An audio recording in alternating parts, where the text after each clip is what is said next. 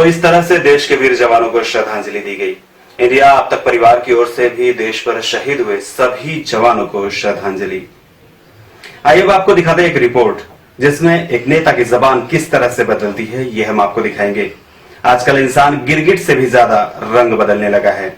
सूरज न बदला, चांद न बदला, न बदला आसमान, कितना बदल गया इंसान। देख तेरे संसार की हालत क्या हो गई भगवान, कितना बदल गया इंसान, कितना बदल गया इंसान। अर्ध मला वाटायचं साला मीच केलं हे, म्हणजे असं मंत्री असणं सुद्धा मंत्रीपद मी पाहिलं। पिंपरी नांदू पूल मला आठवतो, त्याचं उद्घाटन होतं त्या कार्यक्रमाला, मी जिल्हा प्रमुख म्हणून तिकडे गेलो। 25,000 लोक नुसता पिंपरी नांदू पुलावरून जाण्याकरता लाईनीत उभे होते, हे मी माझ्या डोळ्यांनी पाहिलेले अनुभव आहेत। आणि अधिकाऱ्यांच्या बाबतीत तर सांगूच नका, मी तर सांगतो एवढे फोन घेणारा माणूस मी महाराष्ट्रात पहिला पाहिला। मी पण कधी कधी एखादा नंबर कंटाळा आला तो सायटिंगला टाकून देतो, जाऊ दे वो किती घेणार याचा फोन। आता लोक फटफटी पकडले तरी आमदाराला फोन करतात। मूळ विषय असा की अशा परिस्थितीमध्ये एवढे फोन घेणं ही आजच्या काळामध्ये मला तरी आठवतो की नाचाबोन बरोबर कोणी करत नाही। आम्ही पण घेतो फोन, घेत नाही, पण मी माझ्या त्या काळातलं आणि आजपर्यंत अनुभवलेचे हे विषय आहे। आणि असा काही डोक्यात राग नसतो की साला याने आपल्या विरुद्ध काम केलंय, याने आपल्याला प्रॉब्लेम केलाय, याचं कसं काय फोन घ्यायचा। एक वेळेस मला काम पडलं, म्हणलं लावू की नाही लावू, आपण तर काही काम केलं नाही भाऊ। लावला फोन, बोल गुलाब काय काम आहे, म्हणलं असं असं आहे भाऊ।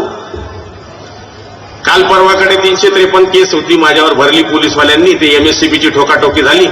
एक लग्नात आम्ही भेटलो, म्हणलं भाऊ बोलले मला, काय म्हणलं तुझ्यावर 353 कसं काय भरली, तो सरकारी कर्मचारी नाही म्हणले, बाहेर सिक्युरिटी आहे, सिक्युरिटी हा निम सरकारी पण नाही कलेक्टर महोदय, तरी आपलं कार्यक्रम असा आहे की भर दो 353। आणि गुलाबच्याच घरात लाईट पाहिजे होती, लोकांना नको होती। नाचाभाऊ म्हणले हा 353 बसू शकत नाही, लावतो एसपीला फोन। तिथून एसपीला फोन लावला। आमचे जिल्हा प्रमुख चंद्रकांत पाटील सकाळी ते बच्चाव साहेबांना भेटले होते, ते पण बोलले की बसू शकत नाही, पण कसं म्हणले की पेपरच्या कात्रवरून हे झालं। तर पेपरच्या कात्रवर किती सट्ट्यावाल्यांचे फोटो येतात, पण एक पण सट्टावाला पकडला जात नाही।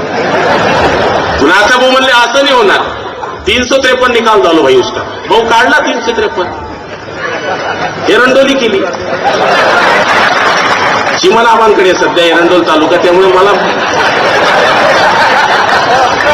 मूळ सांगायचा अर्थ असा आहे की एवढं माझ्या आयुष्यामध्ये मी जवळून पाहिलं आणि जीवनामध्ये भाऊंनी संकट आले आयुष्यामध्ये। आम्ही त्या संकटाला, ठीक आहे आम्ही राजकारणामध्ये काही वेळेस विरोधात राहिलो, पण ते संकट आमच्याही मी राज्यमंत्री झालो, मला आता मागणी करतात की माननीय गुलाबराव पाटील हे मंत्री महोदय आहेत, आता हे शेतकऱ्यांच्या कर्जाच्या पुनर्गठनाच्या बाबतीचा प्रश्न सोडवतील। हा प्रश्न कोणी निर्माण केला, सोनिया जरा समजून सांगा मला। हा प्रश्न गुलाबराव पाटलानं निर्माण केलेला नाही, हा प्रश्न प्रायव्हेट लिमिटेड खडसे असं त्यांना माहित आहे। मी नुसतं एवढं बोललो की मी गुलाबराव पाटील मुख्यमंत्र्यांचा फार आवडता आहे, तितक्यात त्यांना राग आला। ते आवडते असल्यामुळे त्यांनी आता काम करावे अशा पद्धतीचं चित्र, हे का मला एकट्याला त्रास नाही हो, हे बसलेले त्रास नाही, लोक इकडे बसले आहेत।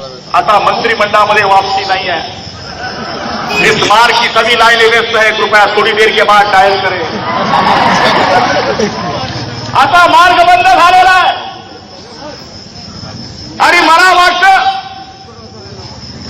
की आता पुढच्या निवडणुकीचा विषयही संपलेला आहे। मोदी साहेबांची लाट आता संपलेली आहे। मोदी साहेबांच्या लाटेवर आणि त्यांच्या विश्वासावर लोकांनी मतं दिली। आज आमच्यासारख्या माणसानं खासदारकीकरता यांच्याकरता रात्रंदिवस प्रयत्न केले, दिवाचे रात्र केले आणि आम्ही यांना निवडून देण्याकरता प्रयत्न केले। योगायोगाने मोदी साहेबांची लाट निर्माण झाली आणि आमदारकीच्या वेळेस काही दडभद्र्यांमधला नंबर 1 यानं इतकी तोडली की हाय तुम्हाला भरा। जी हाँ, कितना बदल गया इंसान।